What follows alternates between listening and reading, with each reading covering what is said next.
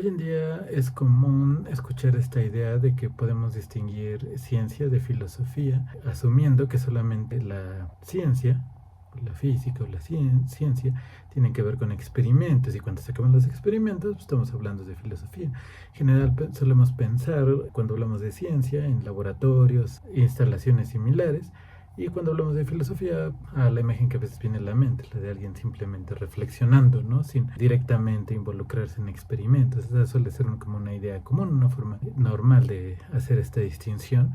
No obstante, uno de los físicos más importantes del siglo XIX, cuyas aportaciones más sobresalientes fueron precisamente en su trabajo experimental, tenía una idea un poco diferente que esto que acabo de comentar. Me refiero al físico Heinrich Hertz, quien en uno de sus textos, en los que él relata sus experimentos, comenta que sus resultados fueron aceptados por motivos filosóficos. Eso puede sonar un poco extraño hoy en día. Su trabajo experimental consistió principalmente en mostrar la existencia de ondas electromagnéticas. La idea de que existen ondas electromagnéticas no era completamente aceptada en la época, y a partir del trabajo de Hertz es que se establece como algo que realmente existe. Y a primera vista puede parecer que realmente eso no tiene que ver con filosofía. Sin embargo, él así lo dice, que esos resultados fueron aceptados por motivos filosóficos, sus resultados sobre las ondas electromagnéticas. Y esto puede sonar extraño hoy en día, sobre todo si aceptamos la idea de que la ciencia es lo que tiene que ver con experimentos y la filosofía es aparte. Nos hace pensar que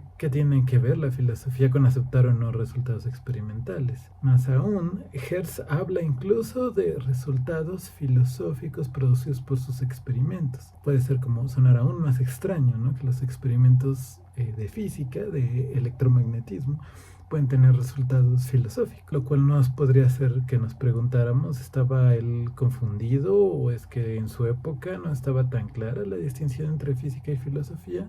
De entrada, parece difícil decir que Hertz estaba confundido, puesto que, como veremos, parece claro que fue uno de los físicos más brillantes de su época. Era alguien con muchos conocimientos y realmente una persona con mucha preparación. De manera que vale la pena explorar qué otras razones podría tener Hertz para decir algo como lo que dijo. Y bueno, ese es el tema en este video. Y bueno, para entender esas afirmaciones, te pediría considerar por un momento la posibilidad de que tal vez no sea él quien estaba confundido sobre esta relación entre física y filosofía. Considera si será posible que quizás seamos más bien nosotros hoy en día quienes estamos confundidos. Quizás Hertz tenía una idea que podría ser válida sobre la relación que hay o que puede haber entre ciencia y filosofía. Bueno, primero, antes de discutir todo eso, sería bueno comenzar con el contexto histórico. El siglo XIX estuvo marcado por el desarrollo de nuevas áreas de la física, y una de las más importantes fue el electromagnetismo. La electricidad y el magnetismo se conocían desde épocas previas, desde hacía mucho tiempo, pero lo que distinguió el siglo XIX fue el descubrimiento de que la electricidad y el magnetismo están relacionados. Es decir, el siglo XIX es el siglo en el que se descubrió lo que llamamos electromagnetismo. Científicos como Hans Ørsted o Michael Faraday descubrieron cómo hacer que la electricidad produjera magnetismo, y al revés, que el magnetismo produjera fenómenos eléctricos como corrientes eléctricas, por ejemplo. Y bueno, la historia de esas teorías es larga e intrincada, pero hay algunos aspectos importantes que debemos considerar para entender por qué Hertz considera que su trabajo experimental tuvo consecuencias filosóficas. Entre otras cosas, es importante tener en cuenta que desde que Isaac Newton había propuesto su exitosa teoría de la gravitación, muchos científicos lo habían tomado como un ejemplo a seguir. Ellos pensaban que Newton había mostrado la manera en que había que razonar en ciencia y buscaban emularlo. De manera que así como Newton había explicado el movimiento de los planetas postulando fuerzas de atracción que actúan a distancia a través del vacío, como la gravedad, ellos pensaban que tal vez otros fenómenos podían ser explicados de un modo similar. Más aún, el filósofo Immanuel Kant había argumentado que la mente humana debía aceptar, por así decirlo, o incluso tener ya integradas ciertas concepciones sobre el mundo para que el conocimiento fuera posible, y algunos científicos habían llegado a considerar que tenemos que aceptar que los fenómenos se deben explicar por la acción de fuerzas invisibles ligadas a los cuerpos y que actúan a distancia, así como la gravedad. Es esta fuerza que actúa entre una estrella y un planeta y puede actuar a distancia a pesar de que no pareciera haber nada visible que los conecte, sino que a través de la distancia o del vacío pueden atraerse una a la otra. Es decir, ese ejemplo de Newton se había llegado a convertir en una especie de presuposición metafísica para muchos científicos en el siglo XIX. Ellos pensaban que uno tenía que aceptar que el mundo es así, construido a partir de fuerzas de acción a distancia, para poder entenderlo.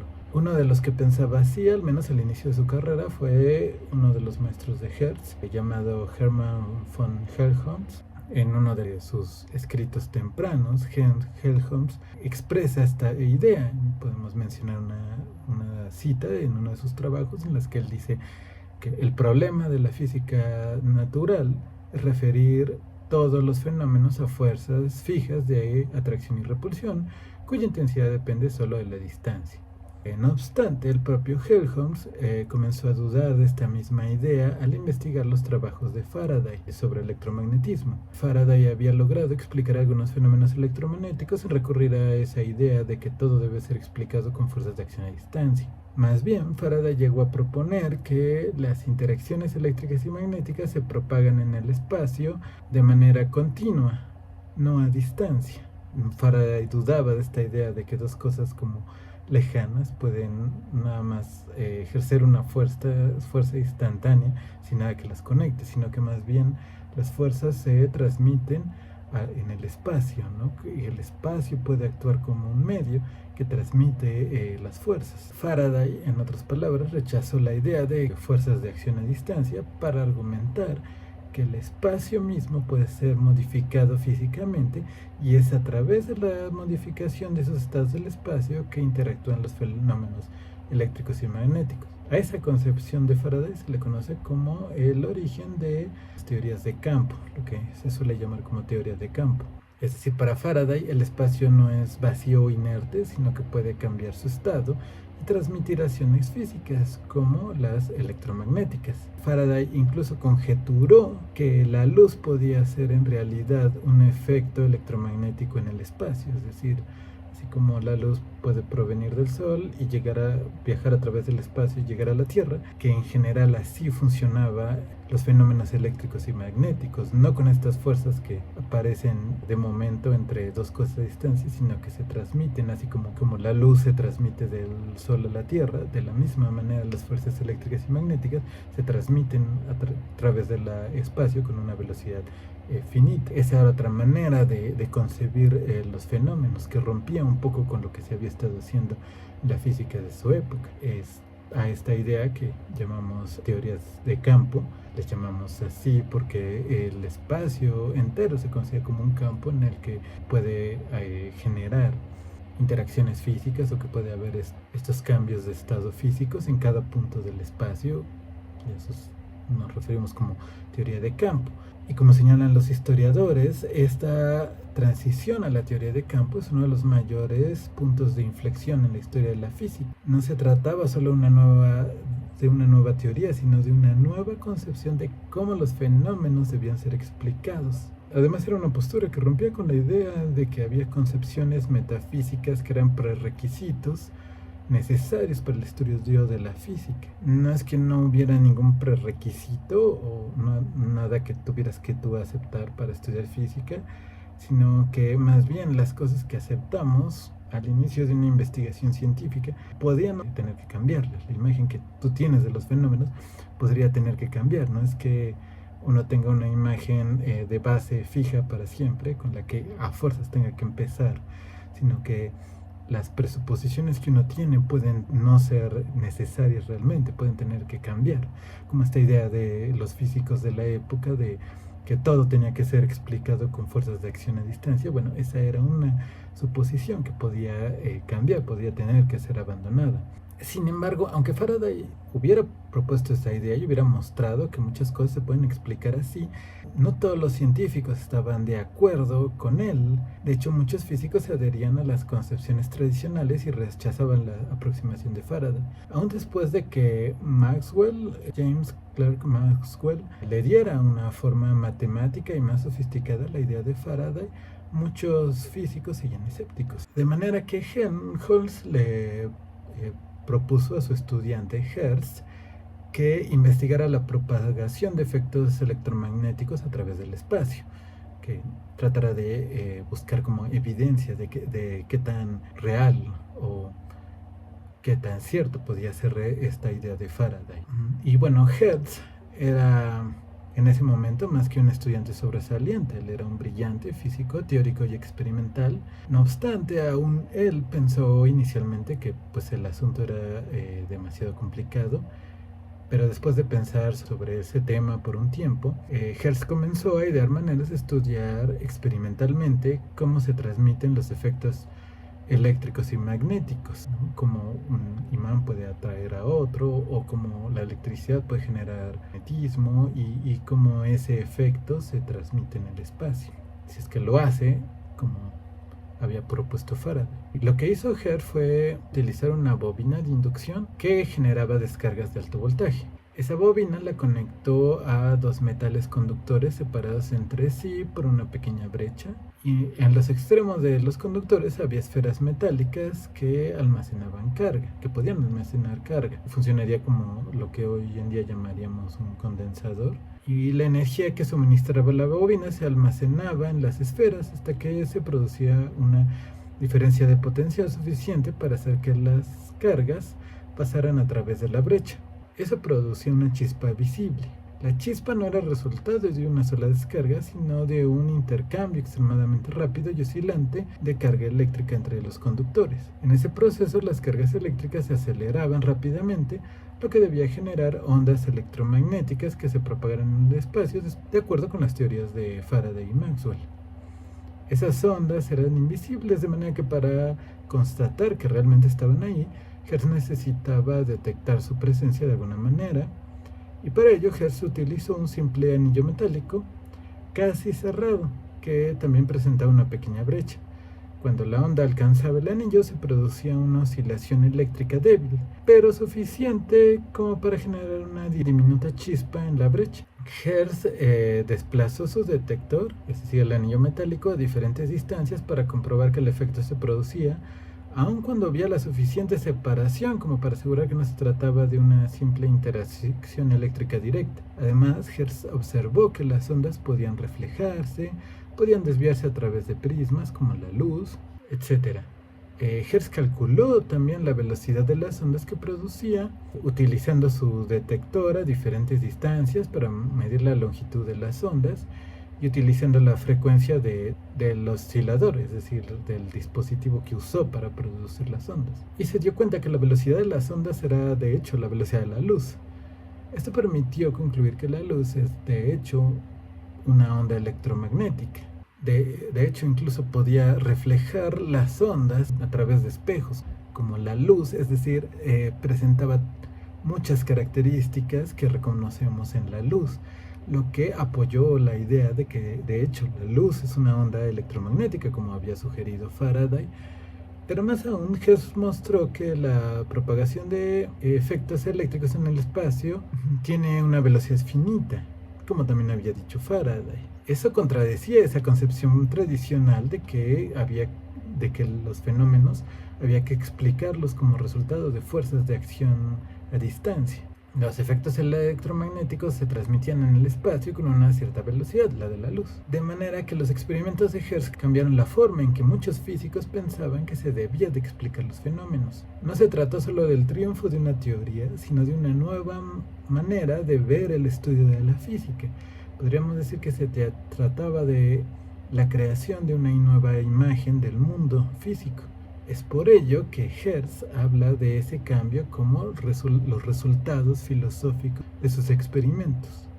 Los experimentos tienen o pueden tener resultados filosóficos para Hertz. Hertz incluso consideraba que otras áreas de la física también podían requerir un cambio en su manera de concebir los fenómenos, en particular en la mecánica. Después de haber descubierto que el espacio podía transmitir fenómenos, es decir, que no era físicamente inerte, él se preguntó cómo analizar el comportamiento del espacio, y él pensó que podía considerar al espacio como un medio continuo. Así como todos estamos sumergidos en un mar de aire, podemos pensar el espacio como un material en el que todo está sumergido, incluso el universo completo. En algunos problemas de física, algunos de los cuerpos se tratan como si fueran un punto material.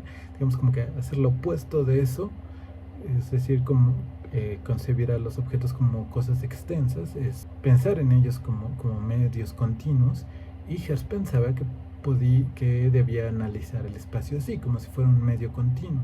La cuestión es que no es tan fácil matemáticamente, física y matemáticamente, analizar algo así. Hertz llegó a la conclusión de que podemos plantear leyes mecánicas claras sobre cómo se comporta un medio como el espacio, y luego derivar leyes para poder corroborar con experimento, para ver si esas leyes que proponemos para un medio como el espacio son correctas o no. Pero pensar algo así requeriría una nueva forma de ver el mundo, y también tendríamos que argumentar de por qué es mejor esa nueva manera de ver el mundo, en vez de seguir manteniendo nuestra concepción tradicional de los fenómenos. Esa fue la dirección que tomó el pensamiento de Hertz, y que lo llevó a la publicación de su libro Principios de la Mecánica presentados de una nueva forma. Y en la introducción de dicho libro, Hertz plantea algunas inconsistencias que él veía en la manera en que tradicionalmente se entendían varios conceptos mecánicos en la época. Él señalaba, por ejemplo, que conceptos como el de fuerza e incluso el de electricidad se usaban de tantas maneras diferentes que algunas de ellas terminaban siendo inconsistentes. Así que él proponía presentar una nueva imagen de la mecánica, es decir, una nueva forma de entender los fenómenos mecánicos en dicho libro. Él consideraba que cuando estudiamos algún aspecto de la naturaleza nos formemos imágenes mentales sobre ellos y cómo funcionan. Él habla de imágenes de los fenómenos o imágenes del mundo porque él consideraba que cuando estudiamos algún aspecto de la naturaleza nos formamos imágenes mentales sobre ellos y sobre cómo funcionan. Pero Hertz también señalaba que de un mismo fenómeno podemos formarnos imágenes diferentes. No hay una única manera de concebir los fenómenos o de entenderlos. Aún así, podemos tratar de reconocer cuál de esas imágenes que nos hacemos de los fenómenos es la mejor, ¿no? Por ejemplo, él consideraba que los físicos antes que él tenían esta idea de que la mejor forma de pensar los fenómenos era como materiales que ejercían fuerzas a distancia entre sí de acción y repulsión. Y Faraday propuso esta otra imagen de los fenómenos como actuando a través del espacio. Sus experimentos habían mostrado de alguna manera que la imagen que presentaba Faraday y Maxwell era de hecho mejor, era más adecuada para la física. Entonces él decía que de la misma manera en temas como en la mecánica podemos, en otras áreas de la física como en la mecánica por ejemplo, podemos pensar los fenómenos de distintas formas y podemos buscar criterios para identificar cuál es la mejor imagen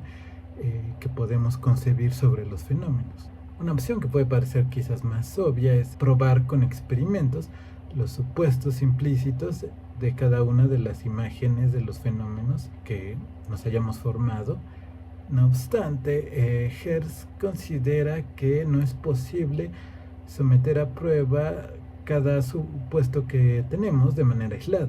Solo se pueden probar las imágenes que tenemos de los fenómenos en conjunto, no un supuesto tras otro, sino toda la imagen que tenemos es la que debemos poner a prueba junta, ¿no? Porque las consecuencias que investigamos en los laboratorios son consecuencias que derivan de todos los supuestos juntos, no de un solo supuesto. No se puede poner a prueba un solo supuesto.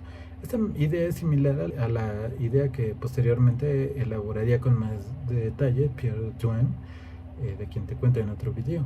Aún así, Hertz pensaba que podemos poner a prueba la imagen que tenemos de los fenómenos si la consideramos en su conjunto y si tomamos en cuenta 3 criterios. Estos criterios los llama Hertz admisibilidad, corrección y conveniencia. Por admisibilidad, Hertz se refiere a que la imagen que tenemos de los fenómenos debe ser lógicamente consistente, es decir, no debe contener contradicciones. Cuando no tiene contradicciones, decimos que es admisible, de acuerdo con Hertz. Por corrección, Hertz se refiere a que nuestra imagen debe representar adecuadamente las relaciones entre fenómenos. Es decir, si la electricidad genera magnetismo, por ejemplo, ambas deben estar relacionadas también en nuestra imagen. Necesitamos una imagen del mundo que también conecte la electricidad y el magnetismo. Y finalmente Hertz llama conveniencia la idea de que nuestra imagen no contenga elementos innecesarios y que permita predecir correctamente los fenómenos. Hertz mismo había mostrado, por ejemplo, que la imagen de los fenómenos electromagnéticos propuesta por Faraday y Maxwell era la mejor al constatar la existencia de las ondas electromagnéticas, es decir, al mostrar su alcance predictivo, que es parte de lo que Hertz llama conveniencia. Con estos criterios, Hertz pensaba que era posible poner a prueba las diferentes imágenes que podemos hacernos de los fenómenos. No obstante, él advierte que, como los criterios de corrección y conveniencia dependen de los fenómenos que conocemos, nuestro veredicto puede cambiar al descubrir más fenómenos. La física, de acuerdo con Hertz, siempre debe estar abierta, por tanto, a la posibilidad de cambiar su visión de los fenómenos. Sin embargo, Hertz nunca pudo llegar a mostrar que su imagen de los fenómenos mecánicos, la imagen que estaba tratando de construir, era más adecuada que la de la época debido a que no terminó de elaborarla. Y eso se debe a que lamentablemente Hertz falleció inesperadamente a la corta edad de 36 años debido a complicaciones de salud. Su maestro Helmholtz lamentó la muerte prematura de Hertz diciendo que su corta vida había sido tan exitosa que en la antigüedad clásica se habría dicho que murió porque los dioses le tuvieron envidia. Con todo, su legado sin duda ha perdurado. El mundo actual no se entendería sin la tecnología que utiliza las ondas electromagnéticas, lo que incluye desde tu celular hasta la televisión, las telecomunicaciones, etc. Pero quizá una parte de su legado que sí se ha perdido un poco es esa concepción que tenía Hertz y que unía la filosofía con los experimentos en física. No se trata solo de decir que también la gente que hace experimentos tiene una filosofía. Creo que lo que muestra el caso de Hertz es algo más profundo, es la idea de que también la práctica experimental puede cambiar nuestra manera de entender conceptos filosóficos. La idea de causa, por ejemplo, ha sido muy estudiada en filosofía, en particular como parte del estudio de la metafísica, pero Hertz nos muestra cómo sus experimentos cambiaron la idea de que los físicos tenían acerca de qué causa los fenómenos. Como ya he dicho, los experimentos pueden tener o llevar a resultados filosóficos. Naturalmente, nuestras concepciones filosóficas, reconocidas o no, influyen en cómo planteamos un experimento, pero a su vez también los experimentos pueden mostrar las limitaciones de nuestra imagen del mundo. Antes de Hertz había esta idea de que lo que causaban los fenómenos eran estas fuerzas invisibles de acción a distancia, y después de Hertz hay esta otra concepción de que los fenómenos son causados a través de cambios en el espacio. Hay una relación dinámica de ida y vuelta entre filosofía y práctica experimental. Al asumir que la filosofía es aquello que no tiene que ver con experimentos, estamos adoptando una postura, creo yo, más bien estrecha y corta de miras. Olvidamos esa dinámica que puede existir entre filosofía y experimento, entre experimento y la visión que tenemos del mundo. Bueno, ya como mi opinión, considero que los físicos de la época de Hertz tenían una claridad sobre la relación entre ciencia y filosofía que hoy parece estarse perdiendo. Como señalan los historiadores, aunque había físicos en la época de Hertz que no aceptaban del todo sus ideas, todos parecen haberla entendido, mientras que los lectores modernos, la gente actual que lo lee, es la que parece quedar desconcertada por sus extrañas ideas y métodos. Hoy la gente parece haberse acostumbrado tanto a cierta manera de dividir áreas del conocimiento que olvidan que esas divisiones son artificiales. Quizá esto es resultado de que la gente que se especializa tanto, se acostumbra tanto a su área y que termina quizás olvidándose de las demás y pierde de vista como todas las distintas áreas del conocimiento pueden estar conectadas. Además, podremos agregar que también a veces tendemos a ver a la gente del pasado como poco sofisticada o primitiva, pero creo que al menos en el caso de Hertz a mí me parece encontrar lo opuesto. Que hoy en día insistamos tanto en esta diferencia entre filosofía y experimento, me parece a mí que revela más una falta de claridad en contraste con la gente de finales del siglo XIX, de la época de Hertz. Yo iría tan lejos como para decir que evidencia nuestra posiblemente decadencia intelectual. Pero bueno, eso último es solo mi opinión. Creo que sería más interesante lo que opines tú. ¿Crees que exagero al decir que la gente de la época de Hertz tenía más claridad que nosotros sobre la relación entre filosofía y experimentación? ¿Por qué crees que ahora tenemos esa idea de que las dos áreas son tan diferentes? Cuéntame en los comentarios.